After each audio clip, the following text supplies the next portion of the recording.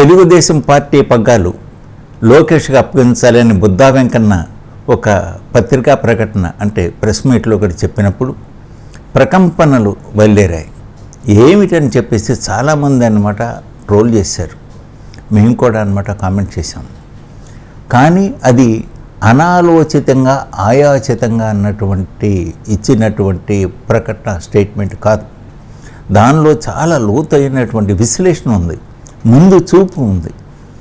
అది ఒక పార్టీ యొక్క స్టాండ్. ఎందుకంటే ఇదే బహుశా చంద్రబాబు నాయుడు గారికి వయసు రీత్యా ఆఖరి టర్మ్ కావచ్చు, లేకపోతే అయినా క్రియాశీలకంగా అంత చురుగ్గా అనమాట ఈ 5 ఏళ్ల తర్వాత మళ్ళీ ఇంత చురుగ్గా ఇంత పటిమ అన్నమాట పోరాట పటిమతో చేస్తారని చెప్పేసి మనం ఊహించకపోయినా నెక్స్ట్ జనరేషన్ అనేటువంటిది వచ్చేస్తుంది. ఆ నెక్స్ట్ జనరేషన్కి వచ్చేటప్పటికీ పార్టీ అధ్యక్షుడుగా అంటే జనసేన తరఫున పవన్ కళ్యాణ్, వైసీపీ తరఫున ఆల్రెడీ జగన్మోహన్ రెడ్డి వచ్చేసాడు.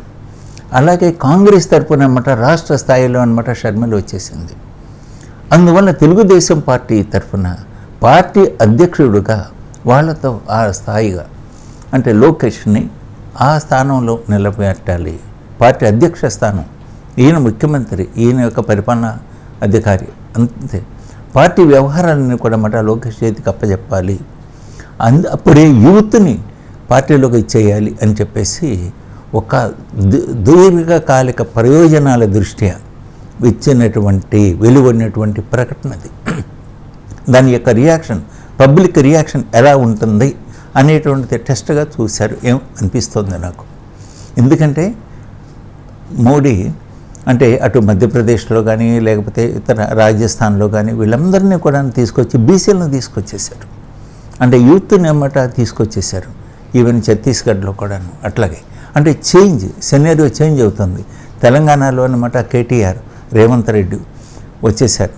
అట్లాగే అక్కడ మన బండి సంజయ్ అంటే ఫోర్స్గా అన్నమాట డెవలప్ అవుతున్నాడు. అంటే యూత్ అనేటువంటి వాళ్ళు చాలా ఫోర్ ఫ్రంట్లో ఉంటున్నారు. అందువల్ల అన్నమాట అది చాలా స్ట్రాటజిక్గా, అది చాలా దీర్ఘ పార్టీ యొక్క ప్రయోజనాలను ఆశించి చాలా సమయోచితంగా అన్నమాట వెలువరించినటువంటి అభిప్రాయం. ప్రజల యొక్క రెస్పాన్స్, వాళ్ళ యొక్క స్పందనని గమనించటానికి బుద్దా వెంకన్న ద్వారా ఆ ప్రకటన వెలువడింది అని చెప్పి విశ్లేషకుల అభిప్రాయం. అదే నిజం కూడా అనిపిస్తోంది. ఎందుకంటే తెలుగుదేశంలో ఇటు రామ్మోహన్ నాయుడు, అచ్చెన్నాయుడు, లేకపోతే ఇప్పుడు లోకేష్, అలాగే ఇప్పుడు భరత్, మళ్ళీ లావు ఎంపీగా అనమాట ఆయన, అలాగే చాలామంది యూత్ లీడర్స్ వచ్చేసారు వీళ్ళందరూ కూడాను. కాబట్టి లోకేష్ యొక్క ప్రతిపాదన అనేటువంటి సమయోచితమైనదే.